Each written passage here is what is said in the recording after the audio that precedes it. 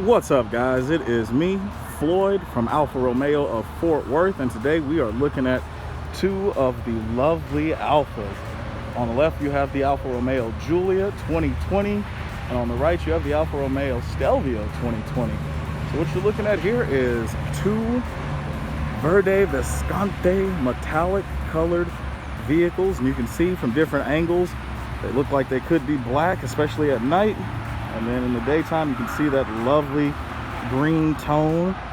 So we're going to take a look at each vehicle individually, see what they have to offer on the inside and outside. So let's get started. So here we are with the 2020 Stelvio. This is going to be the midsize SUV Alfa. Right now they have the sedan, which is the Giulia. And then this midsize SUV, you'll also see the 4C in the background. That's a 2016, but for 2020, we have the Stelvio and the Giulia. This one does have the Nero package, which blacks out all the accents, including the window molding, the roof rails. It makes the monochrome symbol on the rims for the Alfa badge. And then on the back, where it says Stelvio, you'll see that that's in black as well. And you've got the tailpipes that are blacked out. So this vehicle is definitely something that's going to catch a lot of eyes and has a great curb appeal. So let's take a look at the inside. So here we are on the inside of the vehicle, and if you take a look up here, we've got the low gas indicator to the bottom right, and then we also have a no seat belt indicator because I'm not wearing a seat belt. I like to change the dash to actually show my speed limit. That's my favorite shot. You can also see that it shows the music you're listening to right above it. But here we are with the steering wheel controls. You've got your start-stop button here on the steering wheel, along with the cruise control and hill assist. Then you've got your Alfa badge, as well as your phone controls and Siri or Android Auto, if you're going to use it, volume, and then switch songs and radio stations available as well.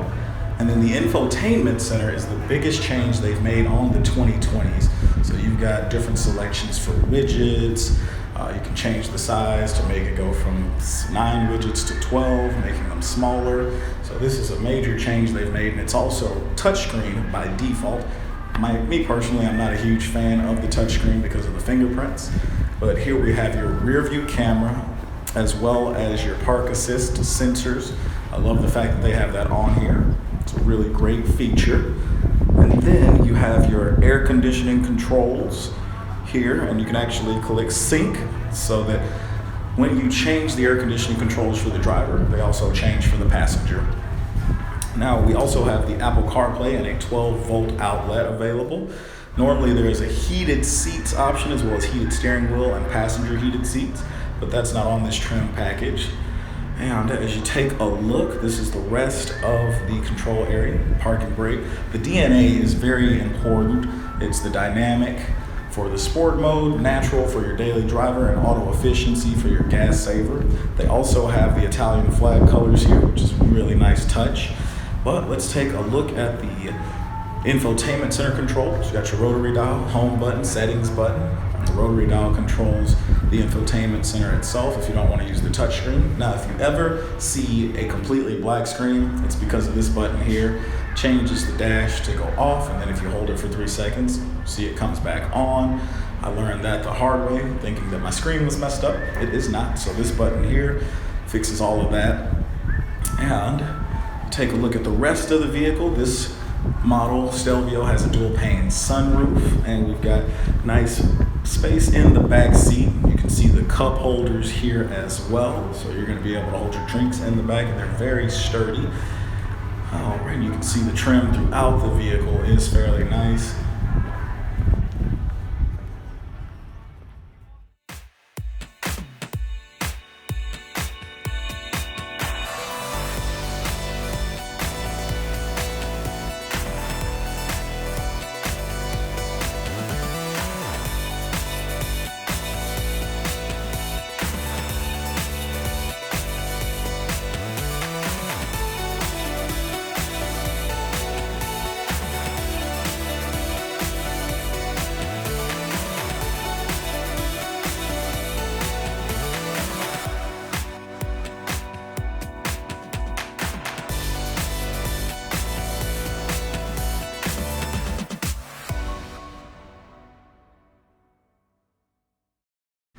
that is the Stelvio. Let's take a look at the Giulia.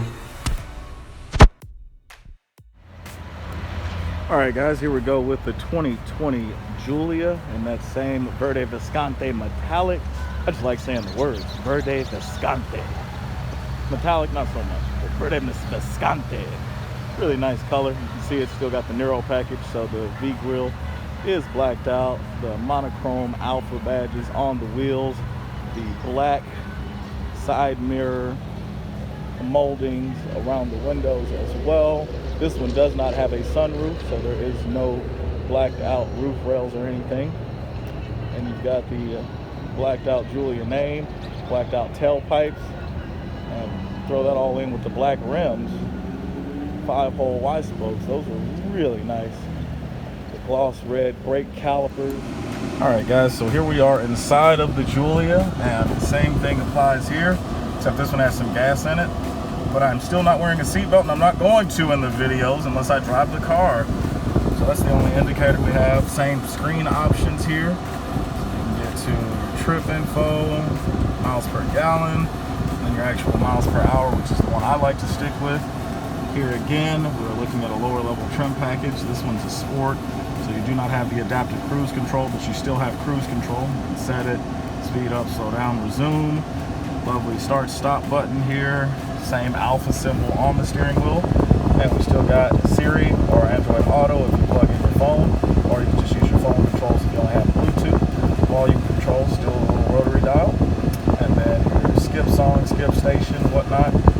So all the features are going to be fairly similar. Same infotainment center with the widgets that are resizable. It is a touch screen, just like in the Stelvio. You've still got your perimeter as well as your backup camera here. And as we go down, you've got your air conditioning controls. Again, this trim model does not have the heated seats, and none of the Alphas at this point have ventilated seats, but you still have your Alfa Connect, or not Alfa Connect, your Android Auto and Apple CarPlay, and the 12-volt outlet, your cup holders. This one has a little additional storage up here instead of just the cover, so I do like that.